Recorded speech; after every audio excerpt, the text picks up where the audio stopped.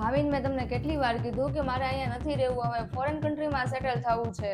અચાનક તને શું થઈ ગયું? તને કઈ વાંધો છે? અરે અહીંયા કાંઈ નથી ને થોડાક સમયમાં છોકરા આવશે તો એને શું ફ્યુચર આપશું આપણે અહીંયા? અરે બહાર રહેવાનો કેટલો ખર્ચો થાય છે તને ખબર છે? પેલા તો અહીંથી આપણે વિઝા કરાવવાના, ટિકિટ કરાવવાની, પછી ત્યાં રહેવાનો, જમવાનો, કેટલોય ખર્ચો થાય છે. એટલા બધા પૈસા મારી પાસે નથી અત્યારે.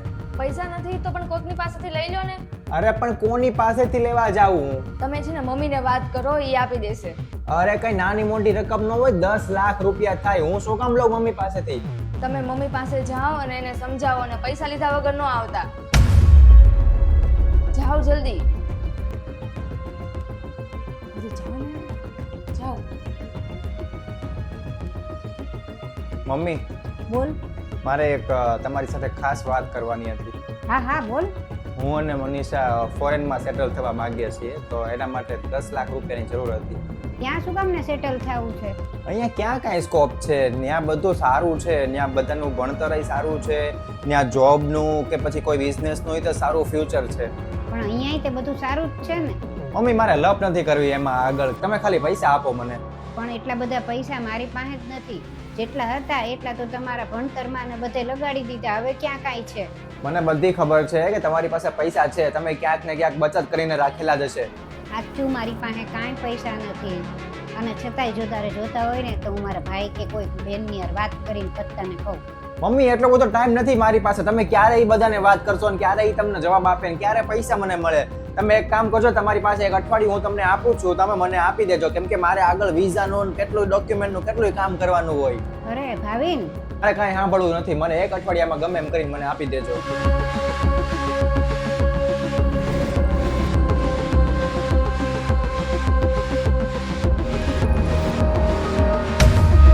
₹50 લાખ ક્યાંથી જમા થઈ ગયા મારા ખાતામાં? મમ્મી, મમ્મી, મનીષા, શું થયું? મમ્મી ક્યાં છે? મને નથી ખબર. તું આખો દિવસ ઘરે રહે છો તોય તને ખબર જ નથી કે મમ્મી ક્યાં ગયા એમ? અરે અહીંયા કાંઈક જ હશે, આવી જશે. અરે યાર, વાત કરીને કાંઈ ફાયદો જ નથી. હું જ ગોતી આવું. અરે પણ વાત તો સાંભળો.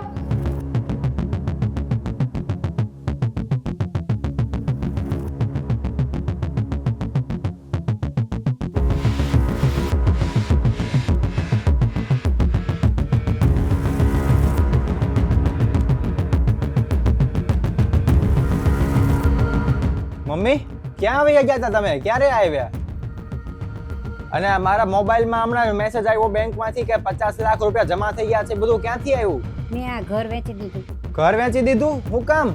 તારે જાવું તું એટલે તારે 10 લાખ જોતા હતા ને, એટલે મેં ઘર વેચી દીધું. અને જે બાકીના પૈસા છે ને એ તું રાખી લેજે, તારે કામ આવશે. તો પછી તમે ક્યાં રહેશો? મારું શું છે, હું તો ગમે ત્યાં વૃદ્ધાશ્રમમાં રહી જઈશ.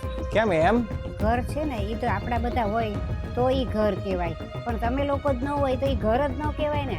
અને ત્યાં હું એકલી રહીને શું કરું? અને તમને લોકોને જોઈને તો હું જીવતી હતી. હવે એ ખાલી મકાન તો મને કેમ ગમે?